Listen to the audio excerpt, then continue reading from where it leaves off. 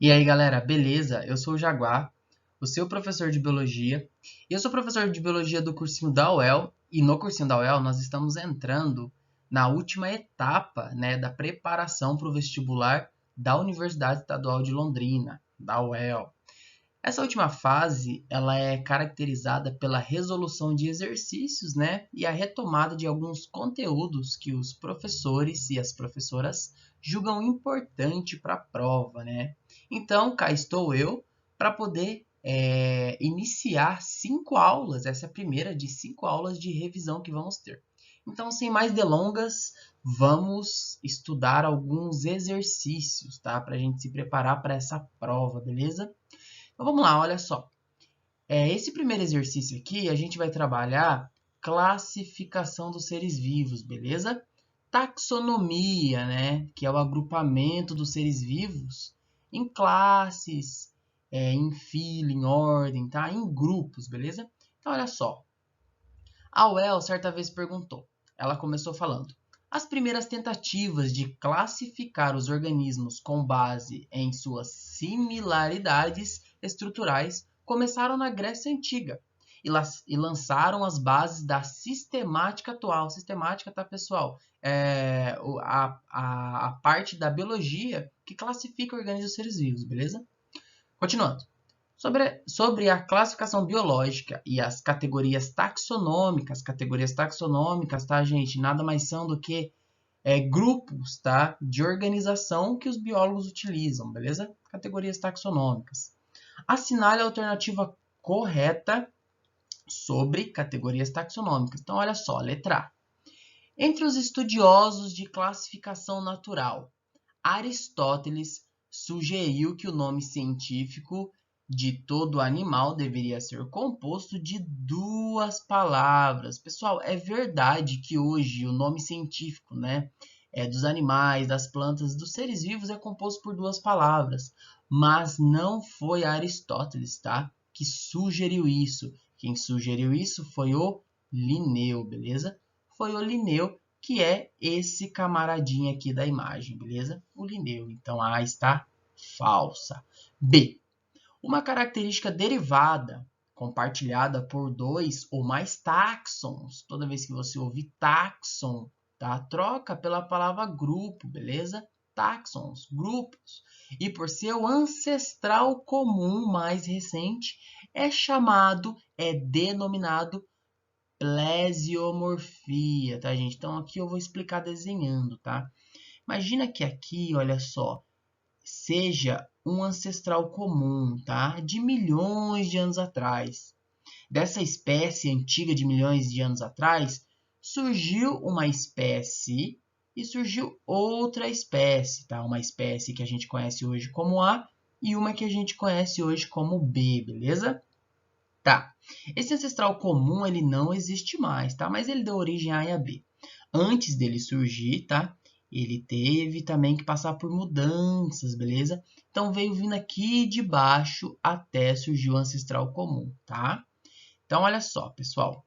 Se uma característica que eu vou fazer aqui em vermelho, ó, vou fazer uma característica aqui em vermelho, colocar o número 1 para ela. Se essa característica surgir aqui, então o ancestral comum vai ter essa característica, a espécie A vai ter e a espécie B também vai ter, tá?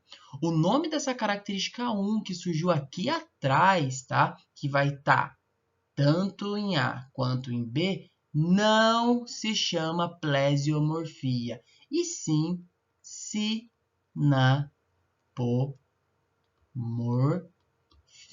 sinapomorfia e não plesiomorfia. Então, a alternativa B é falsa, tá? C. 2 organismos classificados como pertencentes à categoria taxonômica ordem. Então, 2 organismos da mesma ordem pertencem também à mesma classe. É verdade que 2 organismos que estão em uma mesma ordem pertencem a uma mesma classe? Vamos lembrar de algo importante? Olha só. Lembrar que um gênero é formado por várias espécies. Lembrar que uma família é formada por vários gêneros, uma ordem é formada por várias famílias, uma classe é formada por várias ordens.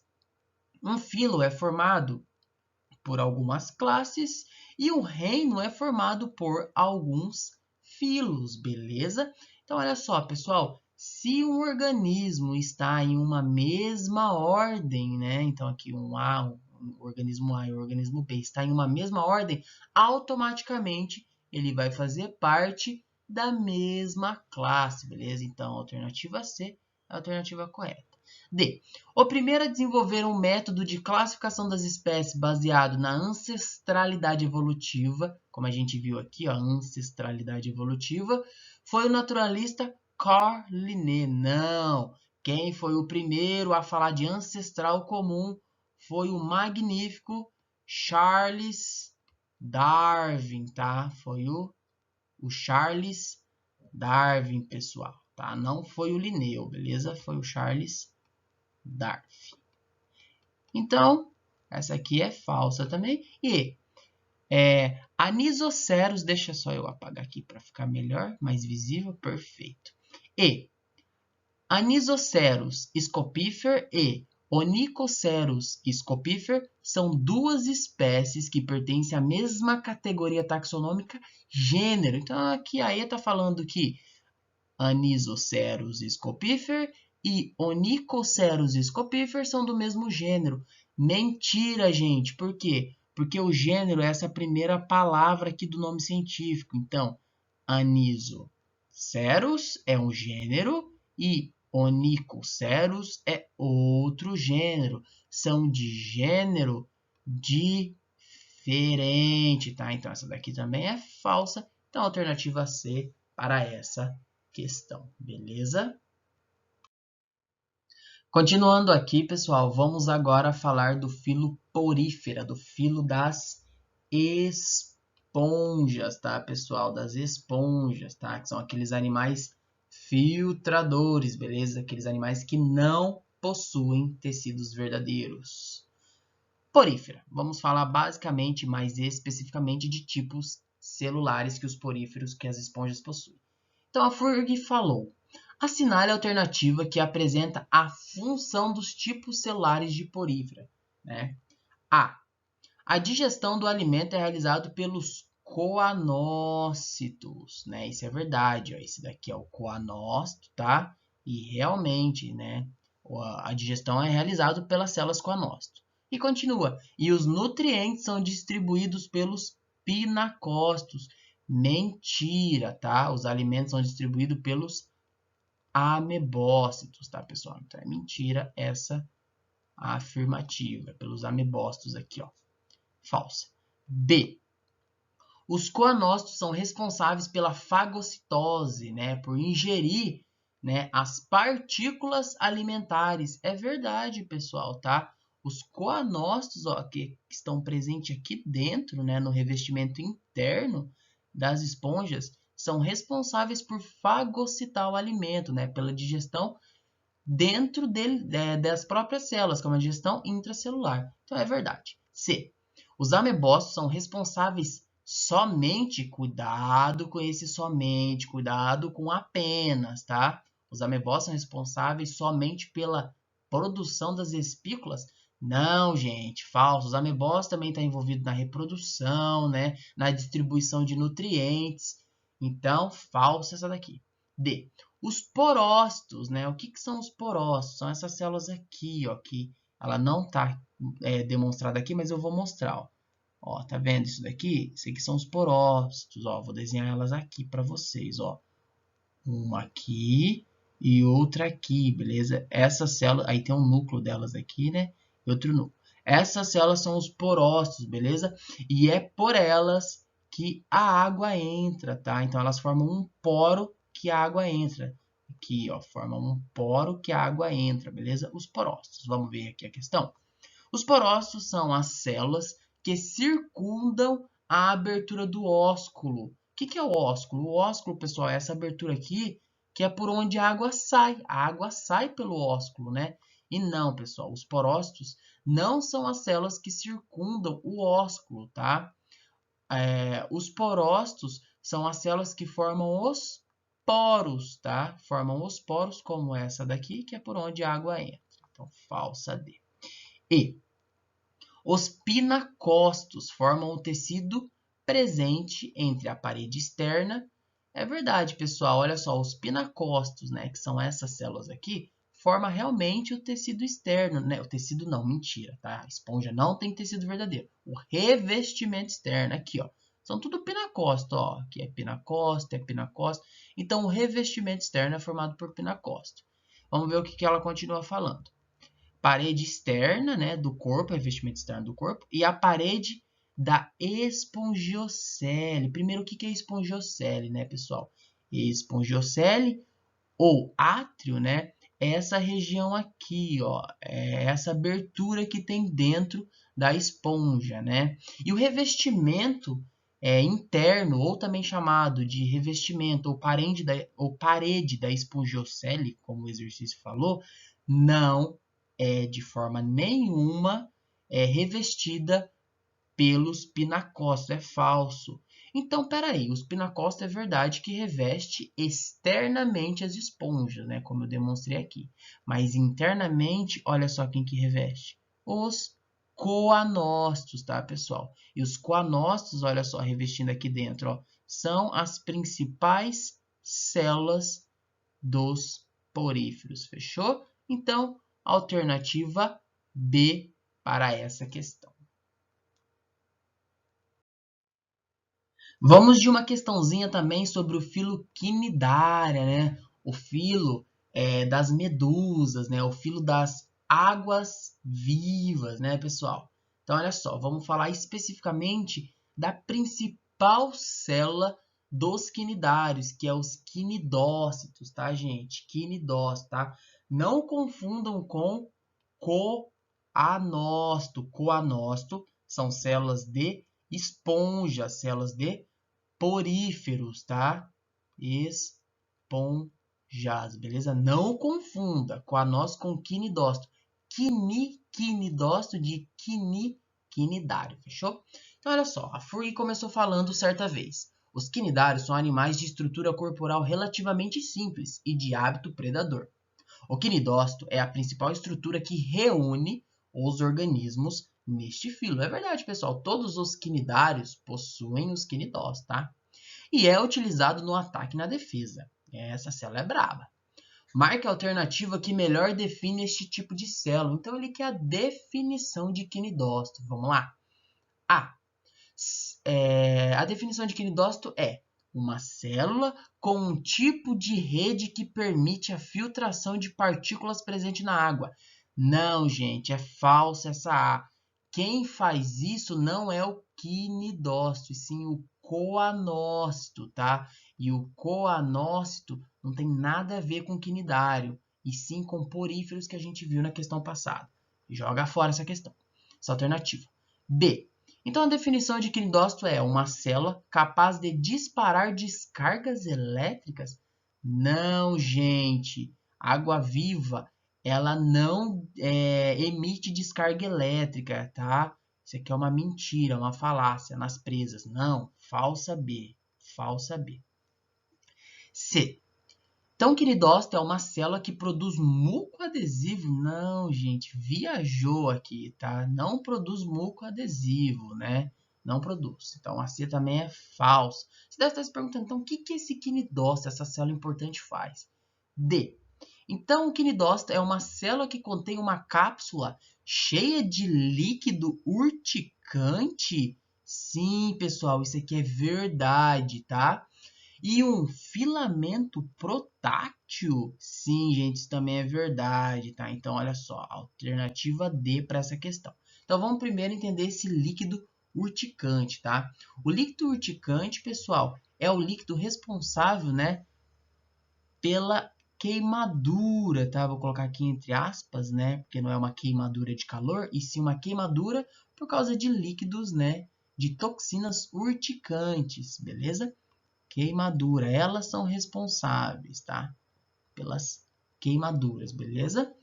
Como que funciona isso? Olha só, aqui eu tenho, né? Aqui nós temos um quinidócito, tá? Uma célula quinidócito, só que aqui ela está em repouso, aqui ela está desativada, beleza? Ó, em repouso, tá?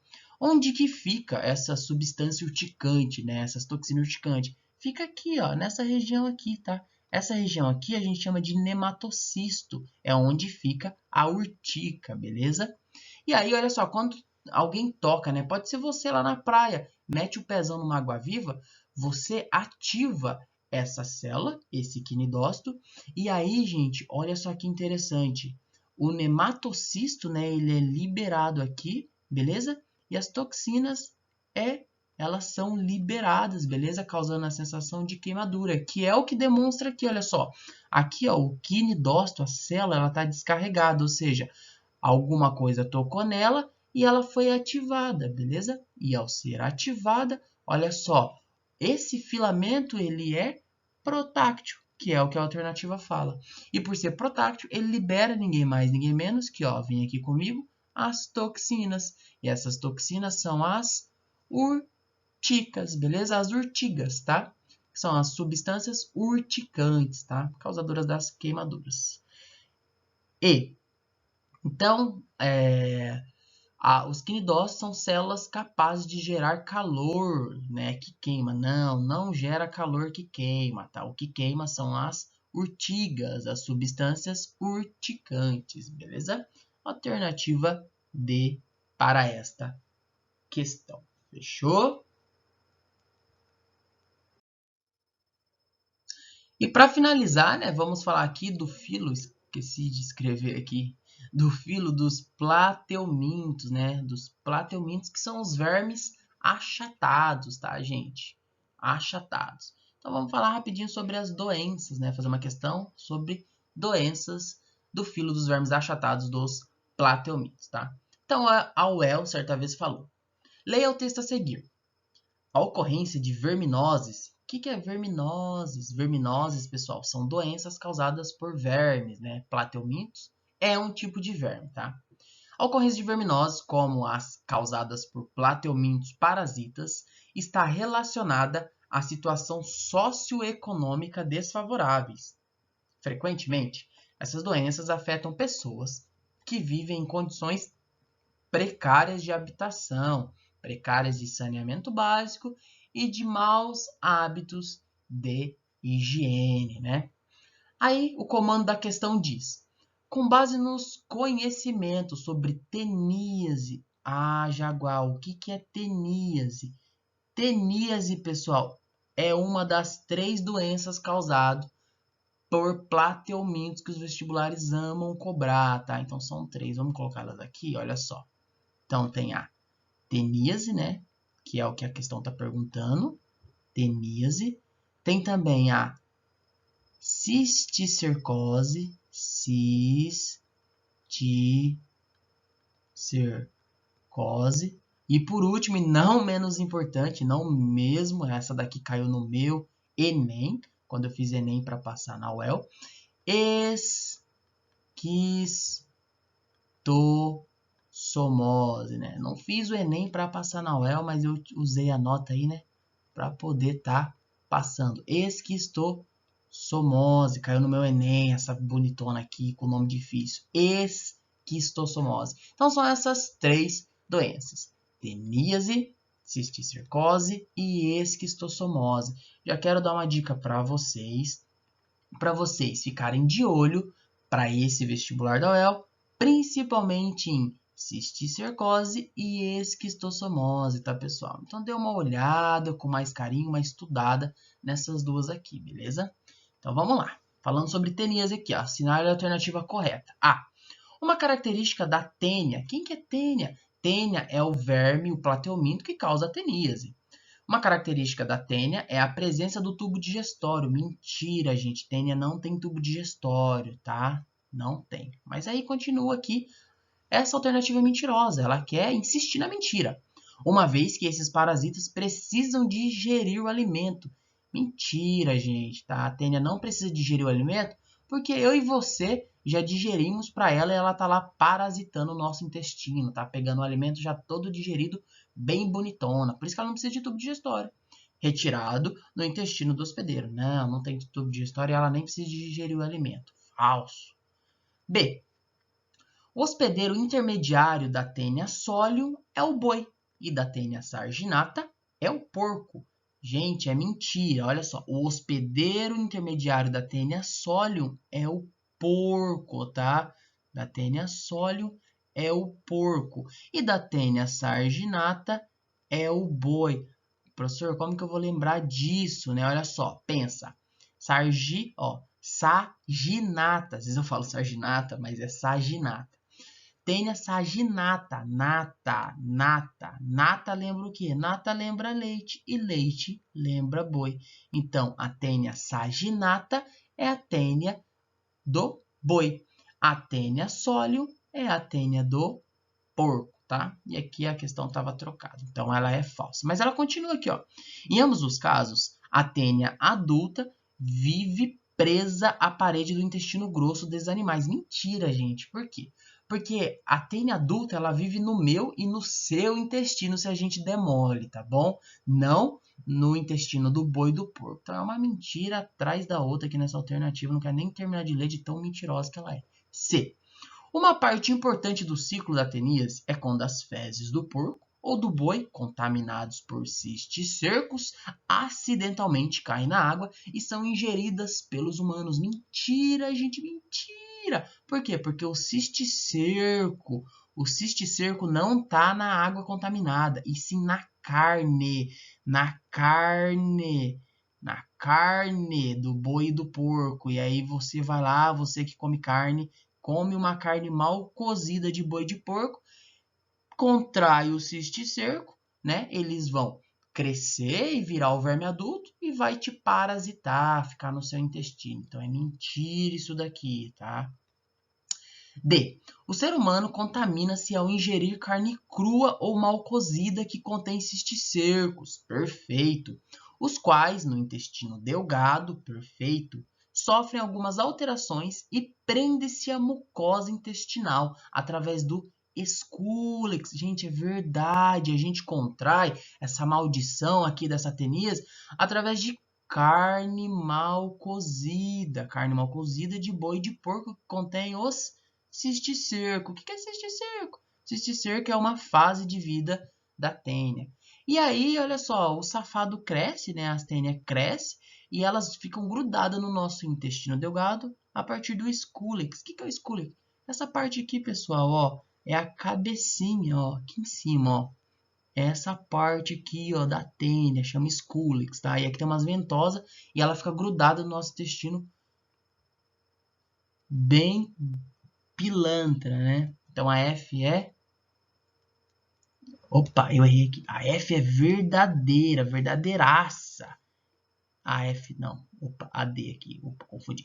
A D é verdade. E aí? A teníase, quando comparada com a cisticercose humana, é a forma mais grave da parasitose. Para, gente, a mentira começa aqui, ó. A teníase, ela não é mais grave do que a cisticercose, é o contrário. A cisticercose é mais grave que a teníase, tá? E é a forma mais grave da parasitose, porque neste caso o ser humano fica por muito tempo liberando ovos da tênia sarginata no ambiente, podendo contaminar outras pessoas. Não, gente, é mentira, tá? É mentira. A cisticercose, a gente contrai essa doença através da ingestão do ovo da tênia, tá? Dos ovos, cisticercose. A tênia, a gente contrai a tênia a partir da ingestão do cisticerco na carne mal cozida de boi e porco. Fechou, pessoal? Então, gente, era isso que eu tinha preparado para vocês. Espero que vocês tenham gostado, tá? E até a próxima semana, onde eu vou resolver outros exercícios com vocês. Fechou? Valeu! Fui!